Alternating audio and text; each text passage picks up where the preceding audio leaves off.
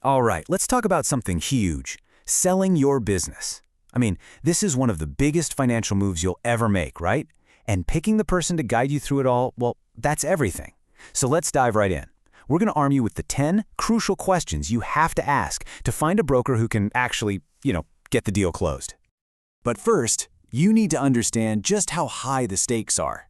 Let's start with a reality check. Take a look at this number.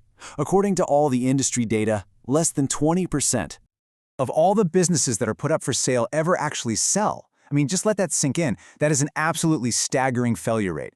Think about it. That means for every 5 business owners who try to sell, 4 of them walk away with nothing. But here's the good news. The questions we're about to go through, they are your roadmap to finding a broker who lives and breathes in that successful 20%. Okay, so where do we start? First things first, we have to look at their past. It's all about digging into their track record to figure out, are they actually active in the market today? And do they have what it takes to win? This right here is your opening shot. It's an absolute must-ask. You're not interested in stories about their biggest deal from 10 years ago. What matters is what they're doing now. Results are everything, and their recent sales volume is the clearest sign of whether they're still on top of their game. So what's a good answer look like? Well, a really solid, active broker, they should be closing at least 10 deals a year. Anything less than that is a serious red flag. It could mean they're just doing this part-time, they're new to the game, or, frankly, they're just not very good. And be really careful if they say something like, "Oh, I only do huge multi-million-dollar deals." That's often just code for, "I don't do many deals at all." And the size of their firm actually plays a huge role in that deal volume. Think about it. A broker at a big firm has a whole support staff, people handling paperwork, marketing, analysis. That frees them up to focus on the one thing you're paying them for, selling your business. But a one-man band, they're doing everything themselves. They're the marketer, the admin, the salesperson. Their personal capacity is just naturally capped, usually right around that 10 to 12 deal mark. You just need to know what you're getting into. All right, so you've confirmed they have a solid track record. Awesome. But the next big question is how? How do they actually get those results? And that brings us to our second section, digging into their marketing and sales engine. How are they going to find the right buyers for your business?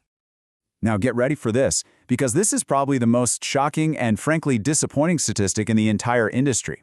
An estimated 90%, 90, of business brokers do not co-broker. What does that mean? It means they flat out refuse to work with other brokers who might have the absolute perfect buyer for you. And why? It's simple. They don't want to split the commission.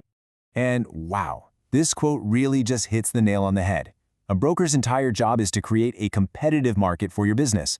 By hoarding your listing and only showing it to their buyers, they are actively hurting you. They're limiting your exposure and torpedoing your chances of getting the best price. This practice right here is one of the main reasons for that abysmal 20% success rate. So you have to ask them point blank, do you co-broker? And the only acceptable answer is a loud, clear yes. But it doesn't stop there. You need to get into the nitty-gritty of their marketing spend. Ask them straight up, how much actual money are you going to spend to market my specific business? The best brokers, they invest in their listings.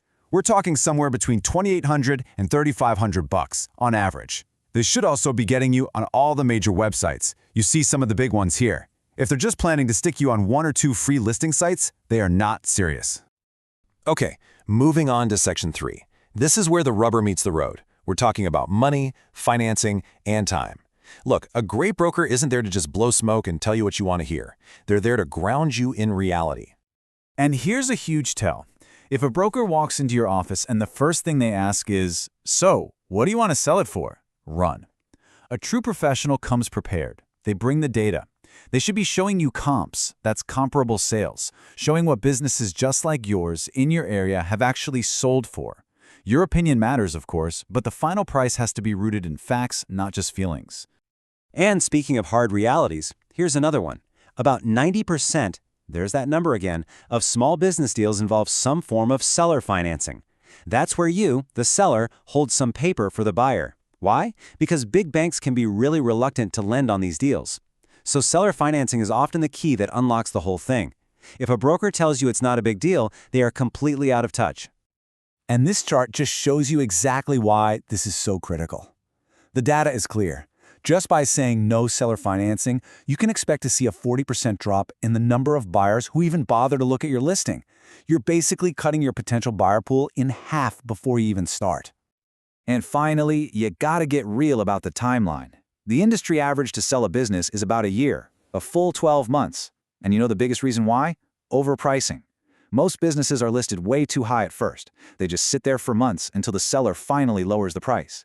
But a great broker who prices it right from day one, they can often cut that whole process down to just 4 to 6 months.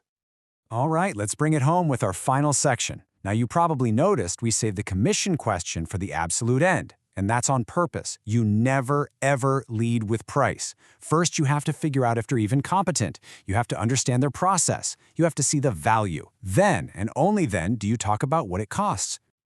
So here's the deal with commission. First, it should be a success fee. Watch out for anyone asking for a big check up front. The standard range is usually between 10 and 15%. And please, remember this, cheaper is not better. A broker who immediately offers to cut their own fee is probably going to be just as quick to tell you to cut the price of your business. Not to mention, a lower commission makes your listing way less attractive to other brokers you want to co-broker with. At the end of the day, it all comes down to this simple idea. You're looking for value, not price. A fantastic broker who charges 12% but actually sells your business for a great price, they are worth every single penny.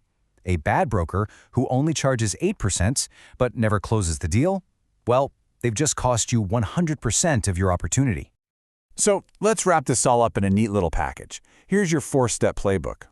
When you sit down with a potential broker, 1, you verify their track record. 2, you unpack their sales and marketing engine. 3, you have those tough, honest conversations about the financial realities. And 4, only after all that do you confirm their value proposition by discussing the commission. Look, you now have the exact tools you need to cut through all the noise and find a real pro, a partner who can actually get you across the finish line and into that elite 20%. So the only question left is, are you ready to start asking?